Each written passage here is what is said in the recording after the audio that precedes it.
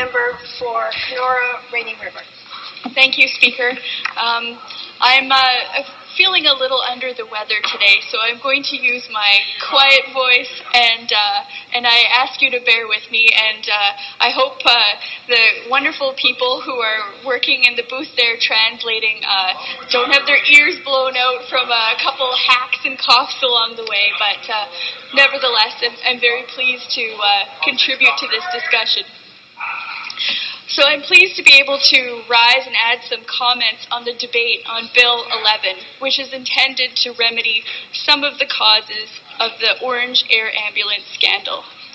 As my caucus's critic pointed out in her initial remarks of this debate, this is not the first time that this bill has been brought before us. We debated this very same bill during the last session of the House. At that time, it was known as Bill 50. Unfortunately, it died on the order paper when the House was prorogued unnecessarily in October. But I don't want to dwell on prorogation, just like I don't want to dwell on the tens of millions of dollars that were wasted by Orange because of the government's failure to ensure proper accountability measures were in place in the first place. The problem with this House is that too often important debates, have become politicized. And instead of getting answers that taxpayers deserve, we end up with grandstanding and, dare I say, witch hunts. The goals shift from looking for what went wrong to scoring political points, and in the end, that does not serve the taxpayers' best interests. Unfortunately, this bill doesn't correct the problems that exist. It doesn't restore the public's faith in our province's air ambulance system, and it does not properly close the door to the abuses that have already happened. As the member from Nickel Belt pointed out, this bill falls short in some pretty important areas. The two biggest being the failure to give the province's ombudsman oversight powers for this agency, and the second is the fact that it continues to shield Orange from government agencies, both of which are very important tools for holding the board, management, staff, and the government accountable for the decisions that are made. A minute ago, I spoke about witch hunts and the over-politicization of scandals. One tool that we have in Ontario is an impartial arbitrator known as the Ombudsman. His job is to find out what actually happened, not to lay blame. Why aren't we doing everything in our power to ensure that we can get actual answers and not political answers? It just does not make sense. I've said it before, but it bears repeating. We, as legislators, are dealing with taxpayers' dollars. It's not our money to do with however we choose. The money we manage belongs to the people of this province. It's dollars collected from hardworking families in Red Lake, from seniors struggling to pay their bills in the Rainy River Valley, and from people who are seeing their property taxes rise in Dryden and in other communities across the north. These people have sent us here to use those dollars in their best interest. But I don't see their interest being represented in this bill.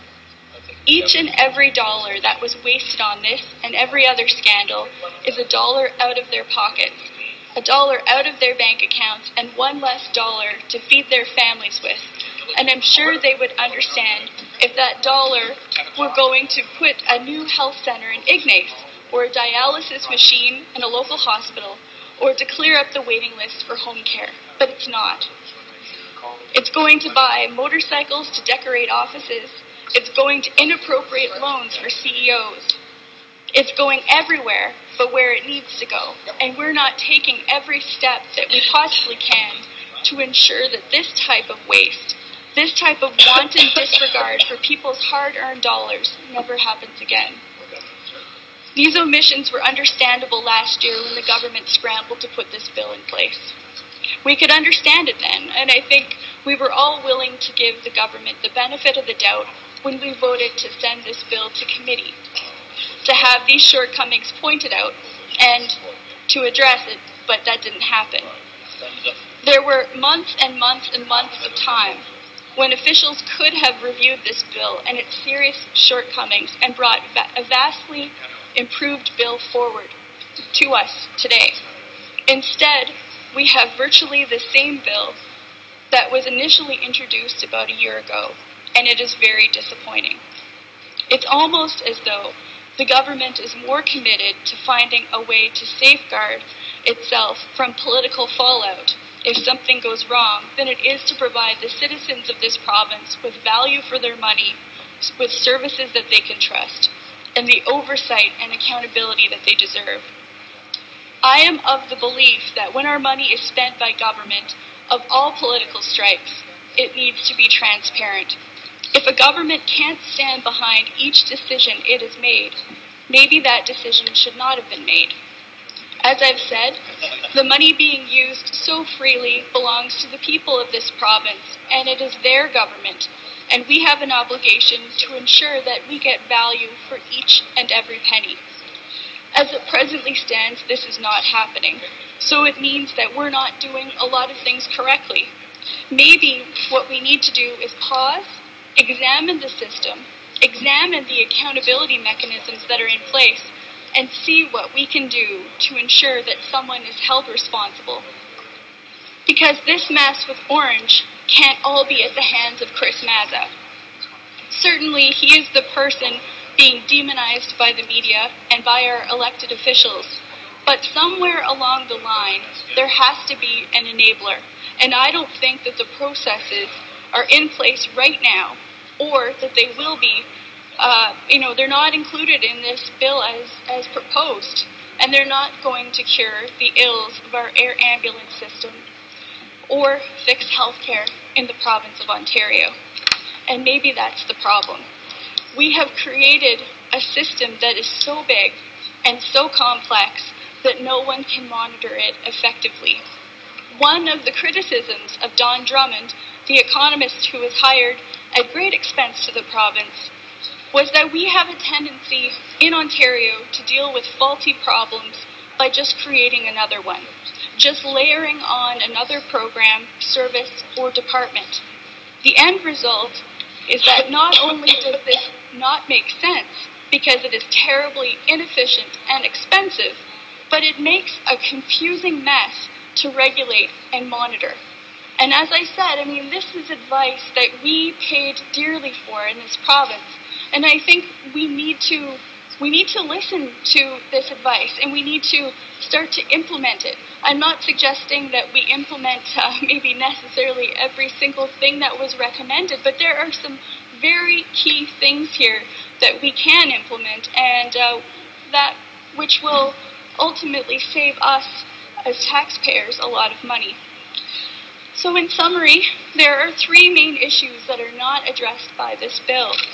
And they are the fact that there is no oversight by the provincial ombudsman or there won't be. It still will not be granted. That Orange will continue to operate as an organization that cannot be called before government agencies. And that this bill cannot obscure the fact that the Ministry of Health has refused to look at their own role in this. And the reality is that this bill will do nothing to prevent future scandals from occurring at other government-funded organizations. This is nothing more than feel-good legislation. It does nothing to prevent future scandals. That's a point that bears repeating. There's no substance to this. It's really terrible. We expected a more substantive bill to come back. We wanted a better, stronger iteration of this bill. After all, the government has had a number of years number of months, I should say, to improve it. But that being said, I believe that the discussion that we're having around respect for taxpayers' money, around what we can do differently, what kinds of checks and balances need to be in place to make sure that this doesn't happen again. These are very worthwhile discussions, and I do believe that we need to continue these discussions, and the best place for that would be sending this bill, however weak that it is, to committee so that we can have something stronger come forward, and so for that reason I'll be supporting it, to committee. Thank you. Thank you.